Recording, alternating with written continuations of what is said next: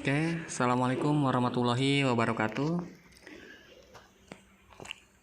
Di pertemuan pertama ini untuk kelas 10 mata pelajaran pemrograman dasar kelas online, kita akan coba bahas tentang algoritma. Oke, silakan disimak.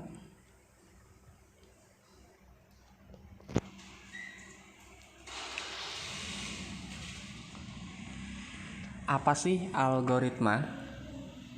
Kayak gimana sih contohnya? Kemudian untuk apa sih algoritma itu? Lebih jelasnya disimak video berikut. Kita mulai dari pengertiannya dulu.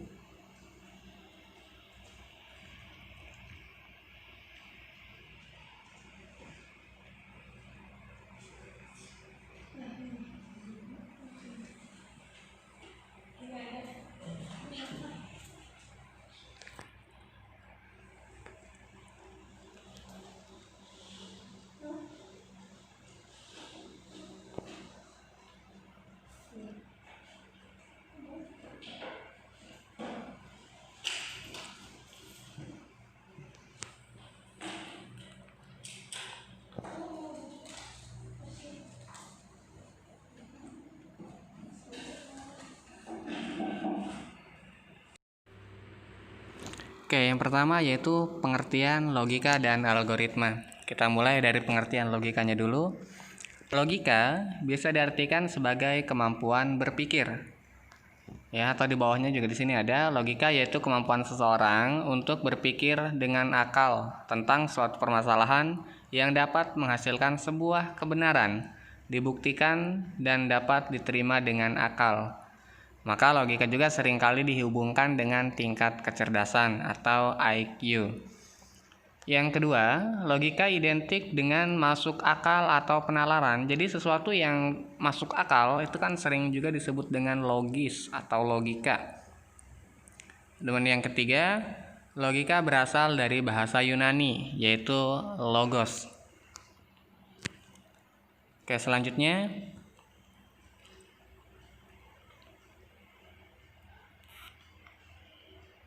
yaitu pengertian algoritma menurut para ahli. Ya, di sini ada dua contoh. Yang pertama dari ilmuwan Arab, yaitu Abu Ja'far Muhammad Ibnu Musa Al-Khwarizmi, penulis buku Al-Jabar wal Muqabalah, yaitu asal mula dari nama algoritma. Algoritma itu sendiri berasal dari kata nama pencetusnya, yaitu Al-Khwarizmi. Dibaca oleh orang barat menjadi algoritm, kemudian lambat laun menjadi algoritm, dan diserap ke dalam bahasa Indonesia yaitu algoritma. Kemudian yang kedua yaitu menurut Rinaldi Munir, algoritma adalah urutan langkah-langkah logis penyelesaian masalah yang disusun secara sistematis menurut Rinaldi Munir ya. Kemudian yang berikutnya yaitu menurut Tim Gunadarma pada tahun 1998, algoritma adalah suatu himpunan berhingga antara instruksi-instruksi yang secara jelas memperinci langkah-langkah proses pelaksanaan dalam pemecahan suatu masalah. Oke, itu adalah pengertian algoritma dari kedua ahli ya, yaitu menurut Rinaldi Munir sama menurut Tim Gunadarma. Atau di sini juga sedikit asal muasal algoritma itu dari mana, yaitu dari nama Al-Khwarizmi ya, selaku pencetusnya. Ini Muslim ya. Oke, berikutnya kita simpulkan dari kedua pendapat tokoh tadi. Kesimpulannya adalah algoritma dapat disimpulkan menjadi seperti ini ya. Algoritma adalah, dari pengertian di atas dapat disimpulkan bahwa logika dan algoritma adalah ilmu yang mempelajari cara penyelesaian suatu masalah berdasarkan urutan langkah-langkah terbatas yang disusun secara sistematis menggunakan bahasa yang logis atau yang masuk akal ya. serta adanya tujuan tertentu. Oke, itu adalah kesimpulan dari algoritma itu sendiri, ya. Oke, kemudian untuk berikutnya silakan disimak video selanjutnya. Nah, untuk lebih mudah memahami arti dari algoritma, dicontohkan sebuah permasalahan penukaran isi dari dua gelas. Diberikan dua buah gelas, yaitu gelas A dan gelas B, di mana gelas A ini berisi air teh dan gelas B berisi air kopi. Pertukaran isi gelas tersebut sehingga menghasilkan gelas A yang semula berisi air teh menjadi berisi air kopi, dan gelas B yang semula berisi air kopi menjadi berisi air teh. Cara penyelesaian permasalahan ini adalah sebagai berikut. Untuk mempertukarkan isi gelas dengan benar, maka kita memerlukan gelas tambahan yang kita beri nama gelas C sebagai tempat penampungan sementara. Nah, berikut algoritmanya. Pertama, siapkan gelas cadangan C. Kedua, tuangkan air teh dari gelas A ke dalam gelas C, di mana saat ini gelas A menjadi kosong.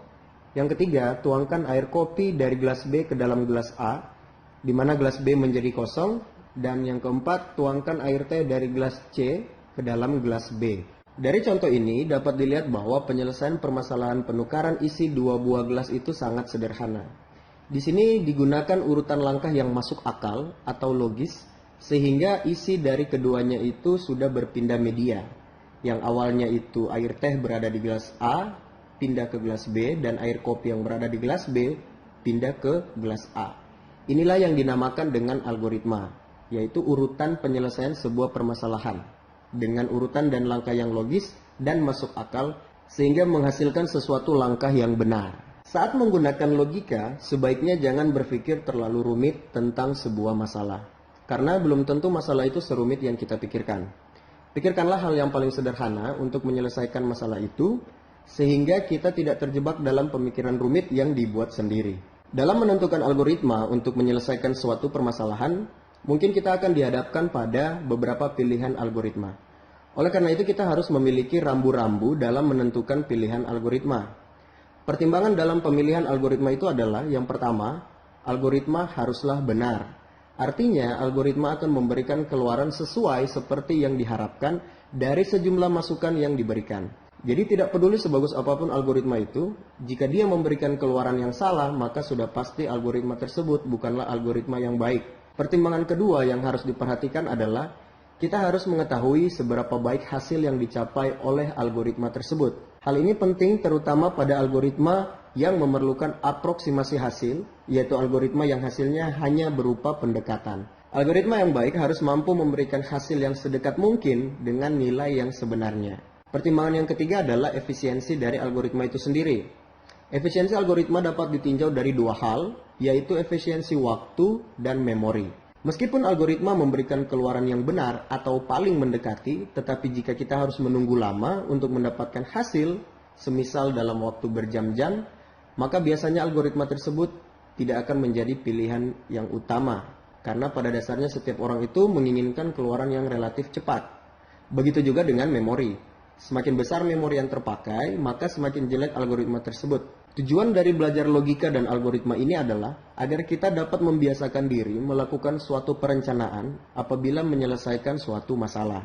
Karena suatu permasalahan yang diselesaikan dengan suatu perencanaan yang matang, maka akan mendapatkan solusi yang lebih optimal dibandingkan menyelesaikan masalah tanpa menggunakan suatu perencanaan. Kita masuk pada pembahasan yang selanjutnya, yaitu mengenai ciri-ciri, sifat, dan struktur dasar algoritma. Kita bahas terlebih dahulu tentang ciri-ciri algoritma. Tidak semua langkah penyelesaian masalah yang logis itu dapat disebut sebagai algoritma. Menurut Donald Knuth, paling tidak algoritma itu mempunyai 5 ciri penting. Yang pertama itu finiteness atau keterbatasan, di mana algoritma itu harus berakhir setelah mengerjakan sejumlah langkah proses. Jadi tidak boleh algoritma itu tanpa batasan.